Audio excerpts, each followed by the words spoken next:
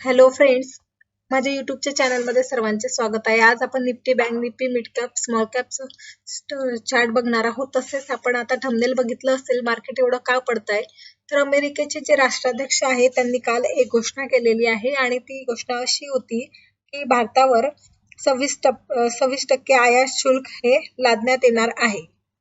तर त्यामुळे मार्केट एवढं खाली पडलेलं आहे. तर 26% जो तारीफ आहे तो खूप जास्त आहे. तर डोनाल्ड ट्रम्पने घोषित केलेलं आहे की भारतावर 26% आयात शुल्क हे लादण्यात येणार आहे.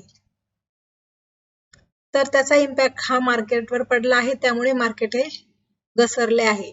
तर हे एकच कारण होतं मार्केट घसरण्याचं. पण आपण नेहमी बघत आलेलो आहोत, न्यूज असो काही असो, पण आपण चार्ट बघत आलेलो आहे. तर आज सुद्धा आपण निफ्टीचा चार्ट बघूया. निफ्टीच्या चार्ट मध्ये बघा, इथं आपण म्हणतो inverse head and shoulder pattern बनत आहे आणि आता सुद्धा बघा इथपर्यंत मार्केट सुद्धा 22,795 पर्यंत आज मार्केट आलेलं नाहीये. इथपर्यंत आलं. त्यानंतर पण इथं अजून सुद्धा आपण जर बघितलं तर मार्केटमध्ये अजूनपर्यंत हे बघा इथं आणि हे झालं तुमचं left shoulder, right shoulder, okay, आणि हे झालं हेड. तर आता आपण बघूया की जोपर्यंत हे 22,795च्या खाली येत नाही तोपर्यंत आपल्याला काही सांगता येणार नाही. तोपर्यंत कदाचित काही बदललेलं असू शकतं, न्यूज वगैरे, काही दुसऱ्या न्यूज वगैरे येऊ शकतात, किंवा मार्केटचा आपण म्हणू शकतो की चार्टनुसार इथून वरती जायला हवे. तर आता मार्केट कसं रिॲक्ट करतं ते आपल्याला मंडेला कळेल. नंतर पुढचं आहे बँक निफ्टी. बँक निफ्टी मध्ये बघा, बँक निफ्टी मध्ये जास्त फॉल्स हा आलेला नव्हता.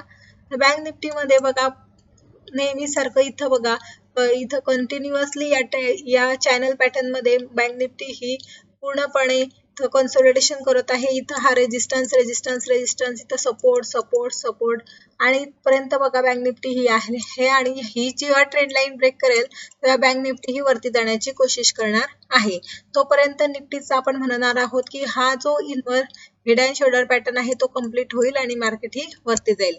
हे चार्ट आहे निफ्टी आणि बँक निफ्टीचे. पुढचा चार्ट आहे मिड कॅप. तर मिड कॅप मध्ये बघा लोअर हाय, कंटिन्युअसली लोअर हाय, इथं बघा कंटिन्युअसली लोअर हाय लागत आहेत आणि इथं हा जो लोअर हाय त्यानंतर हा एक लोअर हाय लागलेला आहे. जोपर्यंत मार्केट हा लोअर हाय आहे तो क्रॉस करत नाही तोपर्यंत मार्केट ही वरती जाणार नाही. तर आताचा जो लोअर हाय आहे तो आपण हा कन्सिडर करू शकतो. हे बघा,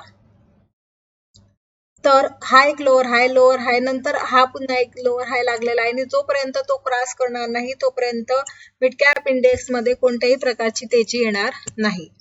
पुढे आहे small cap index. Small cap index मध्ये सेम, इथं बघा इथं रेजिस्टन्स आणि इथं सपोर्टची लाईन ड्रॉ केलेली होती. नंतर इथं सुद्धा कंटिन्युअसली बघा हा एक लोअर हाय, लाईफ टाइम हायला गेल्यानंतर लोअर हाय, त्यानंतर इथं एक छोटंसं असं inverse head and shoulder pattern बनलं, नंतर वरती गेलं, पण पुन्हा सुद्धा ही जी ट्रेंड लाईन आहे ही ब्रेक केलेली आहे आणि पुन्हा 14,081 पर्यंत जाण्याची कोशिश करणार आहे.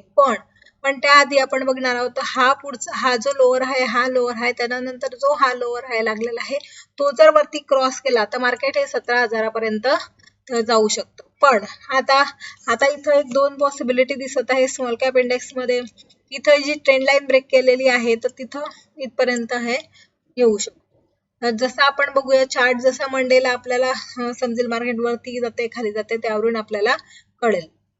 नंतर पुढचं आता आपण ब्रेकआउट स्टॉक आपण आज बघणार नाही आहोत, कारण ब्रेकआउट स्टॉक असे व्हॉल्युम्स असा कोणत्याही स्टॉकवर असा जबरदस्त मिळालेला नाही आहे. अशा प्रकारे आज आपण Nifty, bank Nifty, mid cap आणि स्मॉल कॅपचे अनालिसिस केलेले आहे आणि मार्केट का पडले ते सुद्धा बघितलेले आहे.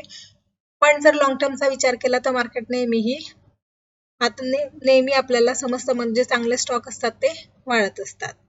अशा प्रकारचे व्हिडिओ जे बघायचे असतील तर चॅनलला सबस्क्राईब करा, व्हिडिओला लाईक करा, शेअर करा. थँक्यू.